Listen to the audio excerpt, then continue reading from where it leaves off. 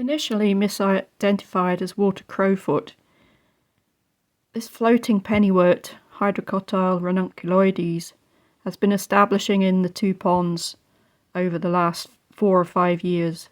The south pond is the worst, and the growth is extremely thick and covers most of the pond now. Each winter I have tried to clear some areas of it, but one person is just not enough to make much inroad. And the south end has developed year on year and is particularly thick with growth. So this winter we're making a concerted effort with part of our invasive plant project to clear the pond of weed, which will make it hopefully easier to manage in future years. It requires cutting out blocks with a saw. We're in the really developed areas. Fortunately, there's no roots to the bottom and it floats. So the rafts of weed can be floated to the edge and then hauled out and dumped a couple of meters from the edge of the water. From experience, this pondweed will just rot down to nothing within the next 6 months or so. In the autumn it was very vigorous, but over Christmas the area was really frosted and cold and it killed off a lot of the top growth. It does this most years and often looks like there's nothing left at the end of the winter. However, the roots mass underneath the water just develops again each season. We had a team of volunteers on a couple of occasions each month, with an extra volunteer, myself, pitching in whenever I had free time. We pulled the weed out as we went. The wildlife continued to use it, and we captured many things on our trail cams, and that recorded the progress of the weed removal over the 4 months that we carried on working.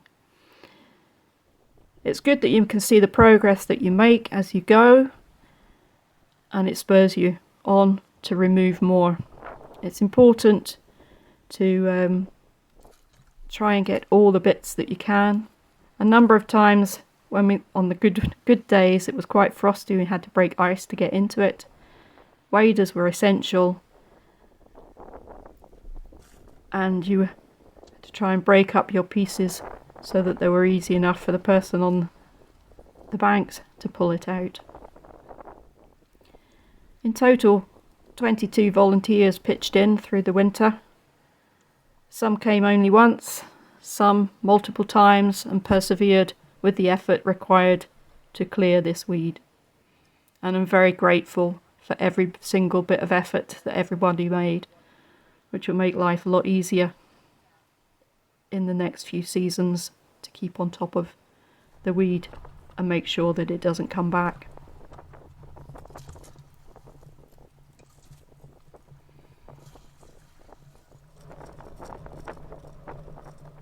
It's very important to have a net and sieve out all the small floating pieces of weed and make sure it's completely clear, because any small little bit of root will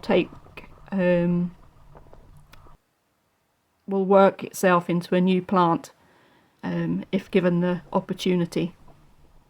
So we were very thorough in trying to remove as much as we could that was accessible.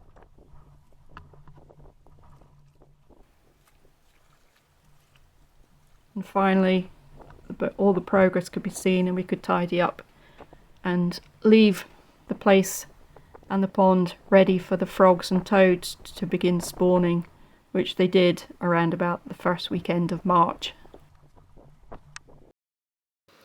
Teal, mallard, greylag and moorhen will all be breeding around the ponds, and the otters visit to feast on frogs and toads in the springtime before the tadpoles hatch and develop in the pond.